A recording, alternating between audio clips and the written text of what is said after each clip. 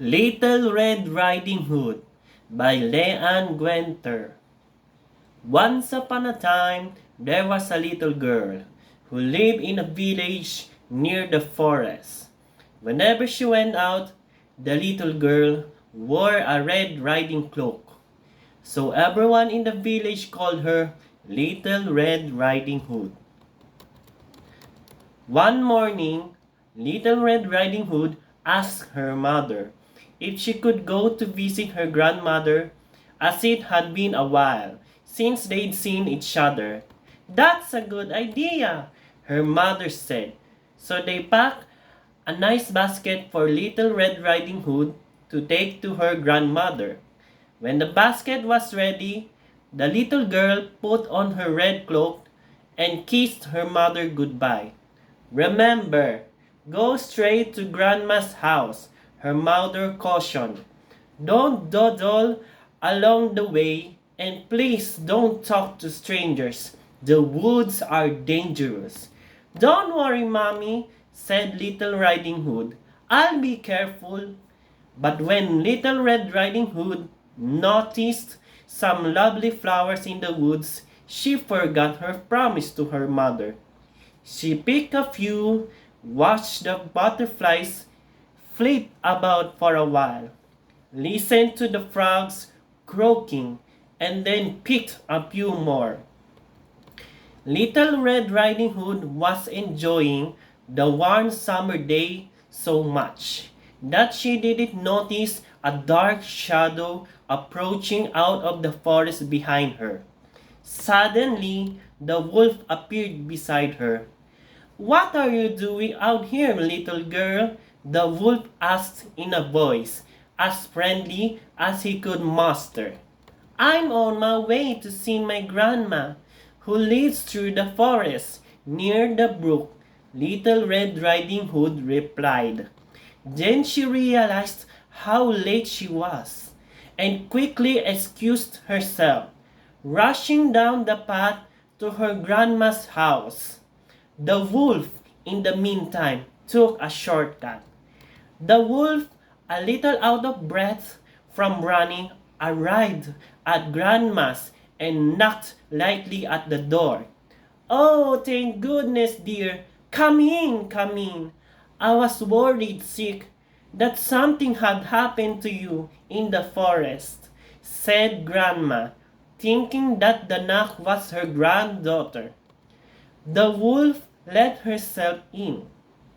Poor Granny did not have time to say another word before the wolf gobbled her up. The wolf let out a satisfied burp and then poked through Granny's wardrobe to find a nightgown that he liked. He added a frilly sleeping cap, and for good measure dabbed some of Granny's perfume behind his pointy ears.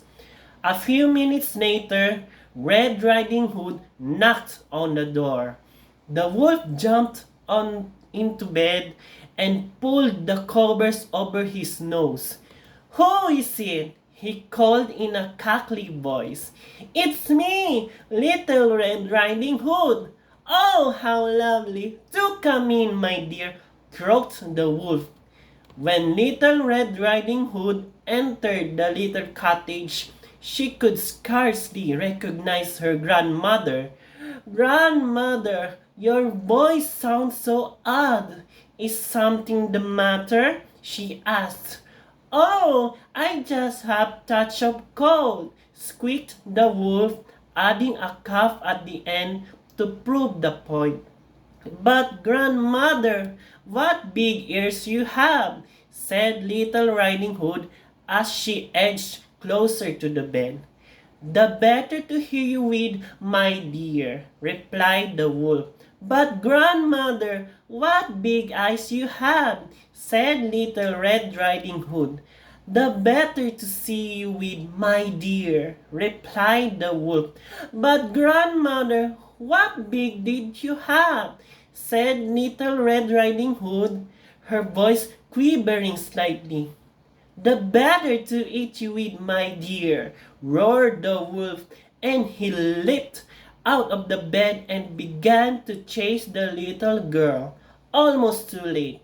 Little Red Riding Hood realized that the person in the bed was not her grandmother, but a hungry wolf. She ran across the room and through the door shouting, "Help! Wolf!" as loudly as she could. A woodsman who was chopping logs nearby heard her cry and ran towards the cottage as fast as he could. He grabbed the wolf and made him spit out the poor grandmother, who was a bit frazzled by the whole experience, but still in one piece. "Oh, Grandma, I was so scared," sobbed Little Red Riding Hood. "I'll never speak to strangers or dawdle in the forest again." There, child. You've learned an important lesson. Thank goodness you shouted loud enough for this kind woodsman to hear you. The woodsman knocked out the wolf and carried him deep into the forest, where he wouldn't bother people any longer. Little Red Riding Hood and her grandmother had a nice lunch and a long chat. The end.